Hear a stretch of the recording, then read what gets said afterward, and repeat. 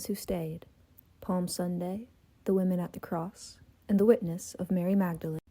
Welcome back to Faithfully Feminist, a space for Christian women who love Christ and want to live lives that are both faithful and full. Yesterday was Palm Sunday, the beginning of Holy Week. It's the moment of parade and palms, of cloaks thrown down and voices lifted up in shouts of Hosanna. We remember Jesus entering Jerusalem, not with military might, but on a donkey, choosing humility over spectacle. But we also know what's coming. The hosannas fade, the crowd turns, and by Friday, the king will be hanging on a cross. Most of his followers will scatter, but a few, most of all the women, will stay. And one of them, above all, will become the first witness of the resurrection. Today, we're talking about those women, and especially about Mary Magdalene, a woman misremembered, misnamed, and misunderstood, but also a woman whose witness changed the world. Let's begin. Palm Sunday is a contradiction in motion. Jesus is honored like royalty, but rides in on a borrowed humility. The people cheer, but misunderstand what kind of king he is. The streets are loud, but the story is already turning inward, towards suffering. It's the start of Holy Week, the center of the Christian year. And it's also the week where the women begin to take center stage. Because when the men, strong, brave, and chosen, when they run away, the women follow him all the way to the cross. Each gospel tells a little bit of a different story, but all agree on one thing. When Jesus is crucified, the women are there. They followed him from Galilee. They stood at a distance watching. They prepared his body. They came to the tomb while it was still dark.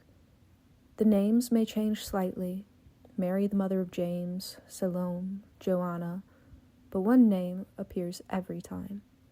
Mary Magdalene. There's a lot of confusion around Mary Magdalene. She was not a prostitute. She may not have been the woman who anointed Jesus' feet. And she may not have been the sinful woman in Luke 7. What Scripture really tells us about her, for certain, is this. She was a woman from whom 7 demons had gone out. She followed Jesus, she supported his ministry financially, and she was at the crucifixion, the burial, and the empty tomb.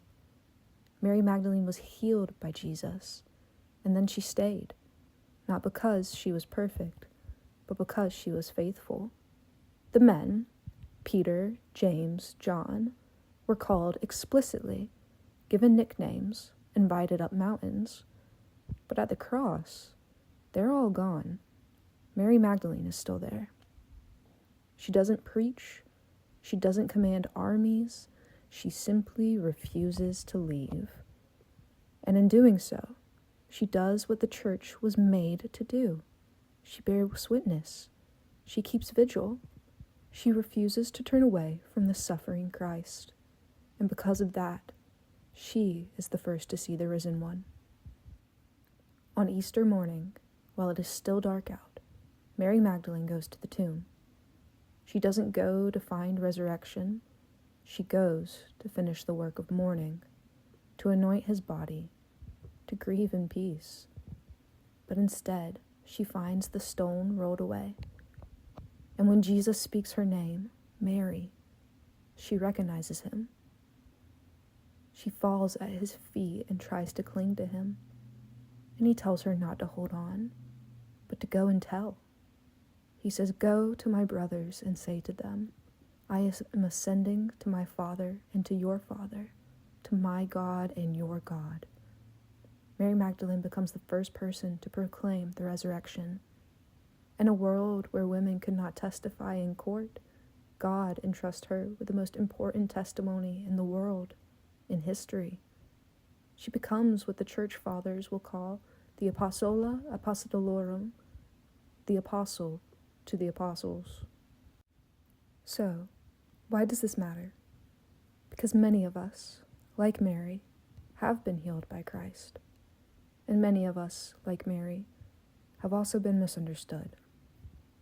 Because in the modern church, women still often stand at a strange distance from authority, close to the heart of things, yet not always acknowledged, supporting everything, yet seen by few.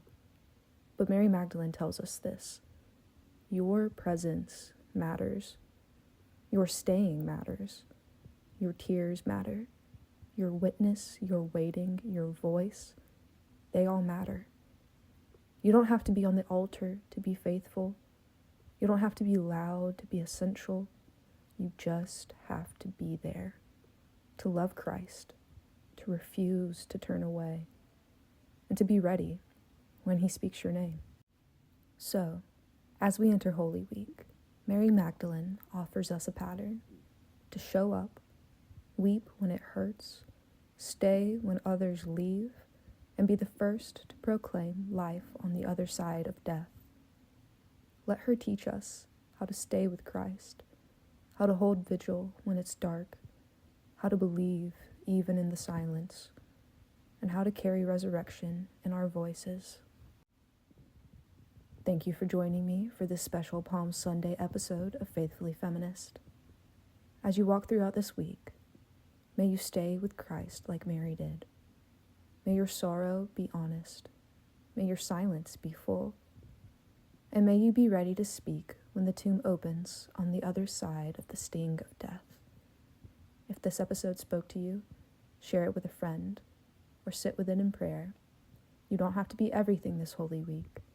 You just have to stay, and resurrection will meet you there.